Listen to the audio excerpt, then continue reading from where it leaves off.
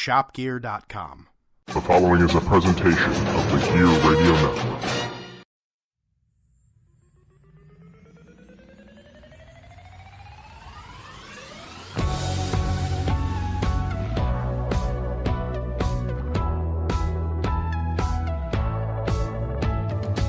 You're listening to the Sabrecast, brought to you by Better Live Than Dead.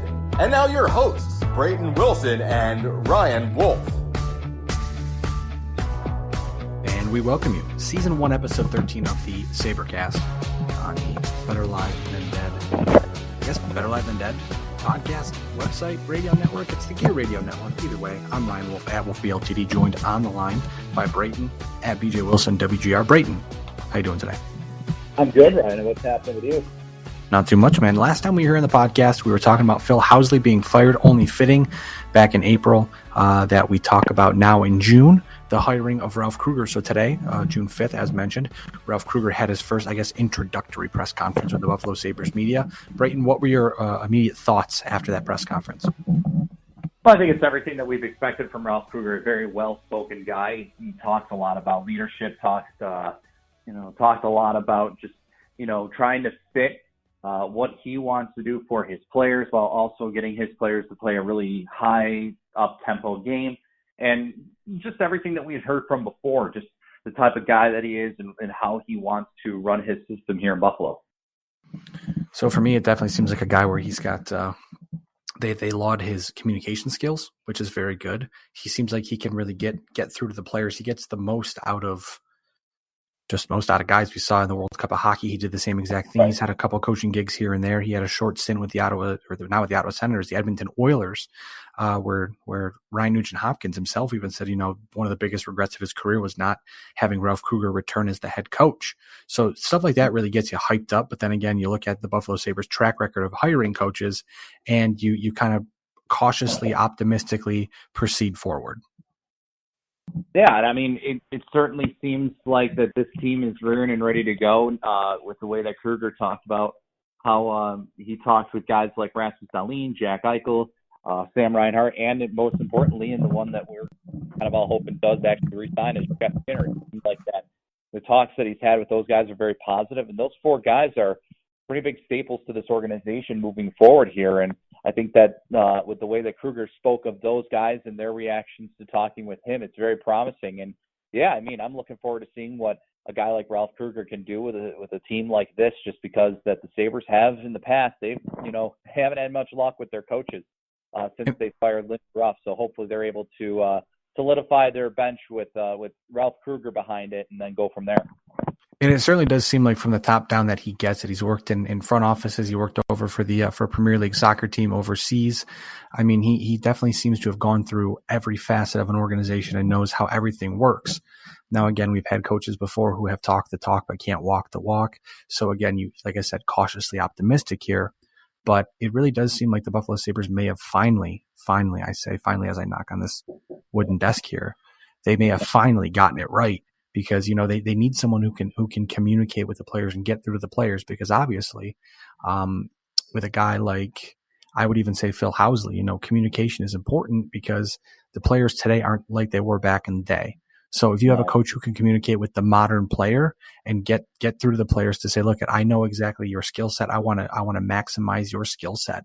That's something huge that we haven't seen, because for the longest time, it feels like guys like Jack Eichel are set to fit a specific mold in a system, and that's not really effective. I mean, Eichel's been good, but he probably, I think if played to his strengths, he could probably even better than he is. And that goes from the top down. Guys like Eichel, Reinhart, Ristolainen, Dahlin, even down to the guys like Johan Larsson, who showed some promise, but when given a specific role that maybe more plays to his strengths, you could see some more success top down, left to right for the Buffalo Sabres.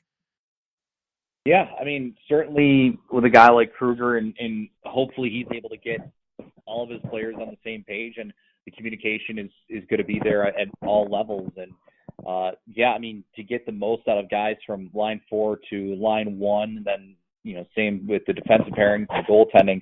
Certainly, that's going to be a big key for this team, and for a team that has lacked some pretty good communication skills over the past few years and has lacked to kind of play as a team. I mean, again, just with the way that the past two coaching stints have gone with Dan Bosma and Phil Housley, those guys, they brought in a system for them to play, and they wouldn't budge from those systems. And I don't think the team was necessarily fit for those type of systems, and it ended up costing them a little bit because the players didn't fit the system that they wanted to play, and in the end, it hurt them.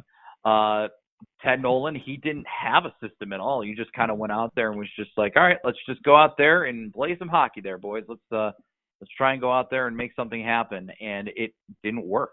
But then, a guy, the difference between guys like Housley and Bilesma is that Housley actually was able to communicate a little bit better with the players and be with them more on a personal level, but I just don't think he did what was necessary to take them to that next step on the ice. Off the ice, maybe it was a little different, but on the ice, it certainly was not a successful season in those terms. But hopefully, again, with a guy like Ralph Krueger, he's able to step in, he's able to take the reins, and he's able to get the communication from point A to point B at a much easier pace on the ice with his players, and also with the fact just that he's got to be able to just make sure that everyone is on that same page, from top to bottom. Also in Rochester too with Chris Taylor, and if he could do that, I think the Sabres will be just fine. I mean, definitely needs the Sabres definitely need a guy who can, as you mentioned, get through to them, because it seems like on the ice, especially last year with Phil Housley and in the last year of Dan Bilesma as well, almost like not necessarily a mutiny among the players, but they definitely, the message was not getting through. He was telling them what they needed to do, and for some reason it just wasn't getting through to him, whether it was on him or on the players or a little bit of both. It was not good. Now, again, with the Buffalo Sabres, it seems like the Ralph Krueger hiring is very inspiring because, despite the fact that he has coached a shortened season, a single 48-game season, he doesn't feel like one of the retreads where it's, this guy's been around the league for, X amount of years. He's, X amount of games, wins, all that stuff. Like if Todd McClellan came in when the Buffalo Sabres were reportedly interested in hiring him, or at least bring him in for an interview, kind of got some grumblings like, man, this is very uninspired. It's kind of the same old. So it's nice that they go a little bit different of a direction. I know Phil Housley was supposed to be that, and it didn't work out obviously there, but again, you got to try something and hope it sticks at this point with the Sabres. And I think that this is probably their best direction at this point, especially with the names out there and the names they had interviewed and the people they could potentially have brought into Buffalo. Yeah. I mean, Krueger certainly seemed like in the end, he certainly seemed like the best fit just because with the candidates that were out there. I mean, Jacques Martin wasn't going to get anything done for me. Todd McClellan, it was okay, but certainly one where everything didn't go so great with, somebody like Connor McDavid in Edmonton. It didn't go great at all. Who else was in here? Ricard Gromberg was reportedly never a candidate of interest, even though, personally I thought that they should have talked to him at least. And then a guy like Dave Tippett, certainly another guy that, he certainly seemed like a interesting candidate, and I'm sure, he would have been great behind the bench, but, there wasn't any candidate truly, even Ralph Krueger, there wasn't a candidate that was truly flashy, but it certainly seemed like he's got the pedigree, he's got the right leadership skills and communication skills to get through to his players, and I think that's exactly what Jason Botterill was looking for with his next head coach, because he's probably being the GM here and searching for a coach to save his job, and if he could do that, then I think they'll be just fine. But it certainly was a final decision that I liked, and I think is for the betterment of this organization. Now, the other thing I wanted to talk to you about today, Brayton, was the status of Jeff Skinner, who's set to be an unrestricted free agent here at the end of the month on July 1st. And it sounds like talks are good. Things are positive, heading in the right direction, but there still seems to be a hang-up somewhere. It definitely sounds like either the term or the amount of cash the Sabres are willing to pay, Jason Botterill is willing to pay for Jeff Skinner, seems to be the hang-up. What are you hearing, and what are your thoughts on the latest of Jeff Skinner? No, I think that with the situation with Jeff Skinner, it seems like from everything that we've been hearing from speculations and reports that both sides seem to be close, and judging on what Jason Botterill has had to say and Ralph Krueger had to say today with him, making the, I don't want to say assumption, but he was pretty much implying that we're treating this as Jeff Skinner is still a Buffalo Sabre. And I think that's a very positive thing to hear because of the fact that, they're still moving forward as if they're going to sign him. And Jason Botterill still seems very confident that they're going to get a deal done. And if they do, that's fantastic. And I'm still of the mindset in good thoughts that they can get a deal done. I'd like them to get a deal done now rather than, July 1st or any time after that. But certainly it seems like that talks remain positive, and maybe they're just trying to work out, lockout protection or no trade clauses, no movement clauses, something like that will help kind of get this deal done officially and over with, so then they can move on and move forward with the offseason. I know a lot of people are uncomfortable with the length of the contract, of the 8 years or the amount of money. If the Sabres are holding at 8 and he wants 8.5, just pay the man. I know he's probably not going to be a 40-goal scorer every year, but 30 goals is still pretty good in the National Hockey League. It's one of those things too where people say, I got to worry about the salary cap. One of those things where I tell you, you know what, worry about the salary cap when you have to worry about it, not right now. The Sabres are fine. They need goal scorers. They need Jeff Skinner to stay in Buffalo. If he leaves, that would be, I think, not even 2 steps back. It would be an entire city block or more of a step back. They're obviously heading in the right direction with Eichel taking a big step last year, Reinhart taking a big step last year, Jeff Skinner taking a big step last year. You take him out of that lineup and you're creating an even bigger hole on top of the holes that the Sabres already have in their lineup. So yeah. I think you do what you have to do to make the deal get done. And if it ends up biting you, at least you took the chance and you put yourself in the best position to win, because definitely re-signing Jeff Skinner puts you in the best position to succeed. Letting him walk away does the exact opposite. Right. Exactly. I understand people are getting upset and Twitter is Twitter, but we'll ask Chad DeDominicis of Die by the Blade here in just a few minutes what he thinks about the Jeff Skinner talks, about the rumors, about the uproar in terms of contracts. But Brayton, I want to thank you for joining me on the podcast today. I know this was a brief appearance on the Sabrecast, but we had to have you here. Yeah, I'm happy to always jump on with you, and it's always fun talking. And hopefully one of these days we get the chance to meet up again and actually get the chance to do a live podcast. And that'd be nice. Whenever we hang out, we don't podcast. Isn't that crazy?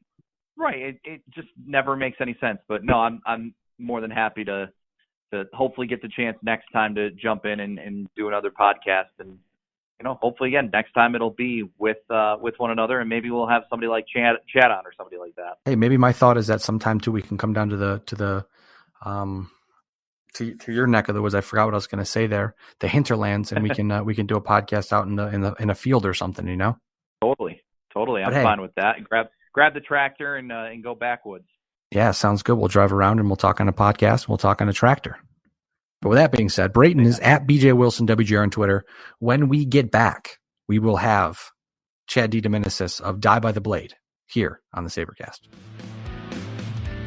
Hi, ladies and gentlemen. Do you like sports, interactive polls, friendly banter from two guys that probably shouldn't even be on the microphone doing this stuff anyways? Well, if you do, then you're in luck. Us two knuckleheads, Brandon and myself, comprise the Listen In Podcast. That's right, Listen In, the podcast. We're talking sports, we're talking news, we're talking topical things, we're talking all sorts of things, my babies, and you are all invited to listen in right here on the Gear Radio Network. You're listening to Better Live Than Dead on the Gear Radio Network. And we are back here on the Sabrecast. I am Ryan Wolfe, joined on the line now by Chad DeDominicis of Die by the Blade. Chad, thanks for joining the podcast. How you doing today? I'm good, man. Not too bad. How about you? I'm doing well. I wish it would stop raining. I'd like to go outside and do stuff, but instead I'd come home and watch it rain. Nice. I hear you. So at this point, it is, as we mentioned earlier in the podcast, it is early June. We have the Stanley Cup Finals, deep in the Stanley Cup Finals, I should say, or the Stanley Cup Final. The Buffalo Sabres announced officially had their I guess, opening press conference, despite the fact they already had a phone conference call. They wanted to actually have Ralph Krueger meet the media. That's happened. We know about Jeff Skinner, which Brayton and myself talked about earlier in the podcast. And also the NHL Draft is coming up soon, which Chad, you've been very busy down in Buffalo with the scouting combine and all that. So real quick off the top, I want to ask you, what are your immediate thoughts on the new head coach, Ralph Krueger? Yeah, I mean, I like it. It's a little bit different, which is good. It's in a way, it's kind of that combination of a retread because he kind of is. He was a coach before in this league, but it's also different. It's a guy who was running a soccer team the last few years, successfully, might I add, and then he's going to come over here and try the hockey thing again. And he's had success in the past. I don't think he did too bad with the Oilers with the team they had, and then we all know about his World Cup of Hockey success with Team Europe. So, yeah, I mean, he's a different thinker. He's a smart guy by all accounts. He seems like a really good communicator. His press conferences that we've heard him, and even the conference call, he seems a good communicator. The players so far seem to be receptive to him and excited about playing for him. So, all in all, it's good. So, that's step one of the offseason for Jason Botterill. Step two is Jeff Skinner, and step three is getting good hockey players. So we'll see how those next two steps go now that step one is officially, I guess you could say, officially out of the way. Now, before I ask you about your thoughts on Jeff Skinner, you mentioned, and we've talked about it before earlier on the podcast, that Ralph Krueger is his calling card is communication. With the troubles the Sabres have had in the past, obviously with Dan Bilesma and then with Phil Housley, how important do you think it was to find a good communicator for this young group in Buffalo? I think it's different kind of communications. Bilesma definitely had the communication issues. Housley, I wouldn't say so much of the communication issues. I think, for everything that I've heard and all intents and purposes, I think he got along with the players fine. I don't think there's any communication issues. I think it was more coaching issues and strategy. But I think Krueger brings something different where he brings more of a, I guess maybe a motivational background, if you will. I think he views the game a little bit different than Housley does. And then, doing so, viewing the game differently, having different thoughts, having different views, in order to coordinate that and communicate that back to your players so they properly execute that on the ice. That's important. That's key. If you're going to run different strategies, if you're going to try to implement things based on, if he uses that data from the analytics, wants to utilize that, helping the players understand why they're doing it and having them be receptive to that, I think is important. And so far, it looks like he's good at doing that. So, we'll see if that actually translates through. And we did talk about, or we've heard about the conversation that Ralph Krueger had with Jeff Skinner, how he said it was very positive. It sounds like it was very much speaking in the same kind of tone about the past and the future, which I guess is a good sign. But, and I know, Chad, you've been very active, not only over at diebytheblade.com, but as well as on your Twitter feed with people going back and forth regarding the Jeff Skinner contract saga that's going on currently. Where does that stand in your eyes, and where do you see it going from here with free agency just a few weeks away? I don't know. I guess I'm confident, that it gets done, in terms of Skinner. So I think it's just a matter of time. Everything that I was hearing for all intents and purposes, was that they were close on 8 years, around $9 million. I think there's some small cleanup going on. And some of that small cleanup can take a while. It's breaking down trade protection. It's breaking down bonuses, it's breaking down structure. It's breaking down, a lot of different things, the term, and if there's going to be, like I said, the structure with the trades, if it's going to be a full no trade, if it's going to be modified, it's going to be lockout protection, if there's going to be expansion protection, all of that builds in, and it seems like it's not a lot, but it's still a lot, I guess, to nitpick and get your way through. I mean, the general manager and the coach sound confident, and they're at, I guess you could say they're at the stage where, boy, if you mess this up, you better have a really good explanation, because they seem super confident it's going to get done. But at this point, I am too. I think if we get to early to middle of next week and there's no deal done, and with the tamper period only, a week away at that point, then I think maybe it's time to get a little concerned. Absolutely. Now with Jeff Skinner, I know there's been a lot of uproar on Twitter, I guess, about the amount of money the Sabres would be paying for the amount of years that they would be having him around for. Excuse me. I know Ben Mathewson wrote a very good article about that, talking about the percentage of the cap in regards to how much he would be making. But where do you stand? You mentioned about 9 years or about 8 years, $9 million per year. How do you feel about that sort of a length for a deal? That's what's going to cost. I mean, whether you like it or not, it is what it is. You know, I'm not concerned about his value. I think if you want to sign good hockey players and you want to play in that world, you know, in free agency, that's what's going to cost. You know, is he going to be a 30 to 40 goal scorer all 8 years of that contract? Probably not, and very likely he's not. But can you get 4 to 5 years out of it? I don't think that's a stretch by any means. So it's, you know, does he continue to be a top 5 even strength goal scorer in the league, the entire league, for the next 4 to 5 years, and then maybe the last 3 of it is he a top 25 even strength goal scorer? Can you live with that? I mean, I think I can. You know, and the cap is going up continually. Every single year it goes up. They have another team that's going to be coming into the league, so the cap's going to continue to go up. So, yeah, I think right now it looks like it's a lot of money. You know, a lot of people are saying, you know, talk about his drop-off at the second half of the season, which I don't think that's a concern at all. I think that's just some regression back to the numbers, and he still drove the offense. He still created chances, just the puck wasn't going in for him, and that's kind of how the game goes sometimes. You know, goal scorers are streaky, so it is what it is. What are you going to do? And, you know, I'm not concerned at all about his value, about in year 1 or year 2 or year 3 even, for there be any regret on this. I think you're going to be pretty happy with the player you have for the foreseeable future, and hopefully the time, you know, when the Sabres actually start to make some moves here. Now, looking ahead, we're looking back to look ahead. The NHL scouting combine was in Buffalo recently, and Chad, you were obviously down there doing a lot of work for Die by the Blade, but also you're kind of getting a firsthand look at some of these top prospects in the draft. I know there were some that were not there, but a lot of them were there. So with that being said, I've got a kind of a two-headed question, because I more or less know which direction you think the Sabres should go in. Excuse me, but I feel like if I ask you, my first question being obviously, at the combine, were there any players that stuck out to you? Anything that you were maybe surprised by? And then obviously leading into that next question of, after the combine, who do you think the Sabres will be, I guess, putting their crosshairs on and focusing on with the 7th overall pick in the upcoming NHL draft? So really there's, you know, it's hard to be surprised at a combine. You know, it's a bunch of guys out there doing, how high they can jump, how tall they are, riding a bike really fast, and doing some pull-ups, and that's really it. So, I mean, there's maybe you'll get something. I guess if there's anything that's maybe interesting that came out of it, I would say Vasily Podkolzin's comments that he's going to always confirm that he's going to honor the next 2 years of his contract in Russia. So anytime that drafts him, you're at least 2 years away from getting him into North America.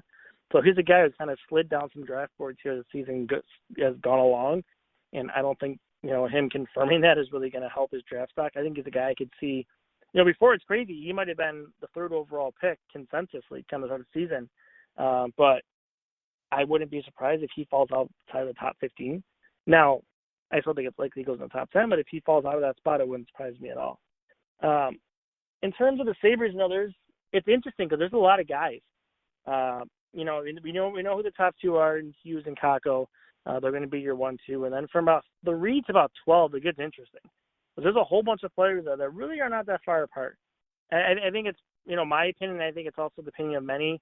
The next 2 best players are going to be Alex Turcotte, the center from the U.S. Development Program, and then Bowen Byram, the defenseman from the Western Hockey League. You know, those are probably your next 2 there. You know, and speaking of Turcotte, he's the guy, my sense that I got, you know, from talking to people and getting some feedback on who the Sabres like. I think they really, really like Alex Turcotte. They talked to him a few times during the week. They took him out to dinner on Thursday night. So, you know, they really got to know him. Now, the question is he going to slide by his hometown team, Chicago at 3, or even Colorado at 4, and maybe even LA at 5? But I think if he gets to LA at 5, maybe we could see the Sabres start to make calls about trading up to 5, but we'll kind of see how that goes. But outside of Turcotte, you know, I personally really like Cole Caulfield. The kid just scores goals. I understand he's 5'7", but he's competitive. He knows where to go. I think people undervalue his speed. They say he's not the best skater, but I think he'll be fine because the way he sees the game, the way he plays the game, you know, his vision and hockey IQ, kind of like Sam Reinhart. Although I think Caulfield's, I guess you could say, a quicker skater than Reinhart anyways, but kind of that same thing where his hockey IQ and his knowledge of the game kind of makes up for where he lacks in speed. And then outside of him, there's Trevor Zegras, who's also a U.S. development kid who I thought maybe had one of the best media interviews after his workout session. He kind of gave a lot of thoughtful insight on the U.S. development program, on his teammates. He's a good interview. He's a passionate kid, so he's another guy. And there's Dylan Cousins from, the Canadian Junior League. Kirby Dock is in there. And, Matthew Boldy is another guy from the U.S. development program. So there's really a lot of players in that window, which it makes it so interesting because the draft this year starts at 3, where last year it was just, we all know Brayden Dahlin, and that's what the focus is, where this year kind of a focus on a lot of different players.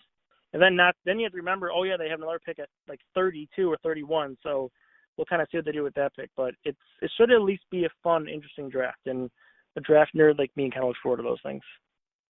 Absolutely, especially with the like you said, with how many possibilities and kind of things being shaken up. I mean, I thought that with Chicago moving up to 3, it kind of threw a wrench into everything, which is a lot of fun. The one thing I want to ask you though, say for instance, playing devil's advocate here, that all of the offensive players that the Sabres may find themselves interested in end up being taken, and then there's just defensemen, or there's essentially best offensive player available. Would the Sabres, do you think, go defense, or do you think this first pick will absolutely, positively, 100% be an offensive player? No, I think if Turcotte and Zegras and Caulfield and Doc and Cousins, all those guys are gone before 7, and, Bowen Byram slips down to 7, you take that player. I mean, it's, the thing about the hockey draft is you got to remember, some of these kids are not going to get in for a year or two, and your team is going to change over the next year or two. So right now, the Sabres might not need a left shot defenseman. But in a year or two, when Byram's ready to step into the NHL, maybe you do need that. And Byram's along the line of that really skilled offensive defenseman. He has great vision. He has great speed. He has great skill. So, I mean, if he falls to you at 7, the rest of the forwards are gone. You don't need to make a stretch to go ahead and grab a forward that's out of that range. I mean, you if that does break down, you can very likely look at the possibility of trading back, pick up another asset, and then maybe get your guy at better value, further back. So that possibility would be open to them. But no, I mean, if Byram falls to you and the rest of the guys that you're interested in, at least in terms of forwards, are gone, then you take best player available. Now, Chad, I know this goes without saying, but I know you're going to have fun over the next few weeks, because not only is it the draft, but like we said, it's free agency. Then the summer starts, and then essentially the silly season begins, where we can spend the next three months or so creating lines on Cap Friendly and Yep. having fights on Twitter. So that's something I'm definitely looking forward to, and I'm sure that you are as well. Well, Twitter fights never end. So look at I saw your tweet. I saw your tweet here before I jumped on, talking about how you're going to go to battle tomorrow. So yes, you just are not shying away from it. You're staring right down the barrel, and you're having a blast, and it's a lot of fun to follow. Yeah, we're going to have some fun tomorrow talking about this topic. I think it's going to be it's about a player who's good, but an interesting topic about him. So I think we're going to have some fun talking about it. Looking forward to it. And as mentioned, you can follow Chad on Twitter at CMDedominicis. Die by the Blade is at Die by the Blade. Other than that, I mean, I appreciate you joining us today, Chad. We always enjoy having you. Hopefully sometime soon. I know we've been trying to get something planned, but hopefully we can all get together sometime soon and have some fun and do a podcast in person. Yeah, man, anytime. Looking forward to it. Thanks for the chat, dude. The preceding presentation has been brought to you by the Gear Network.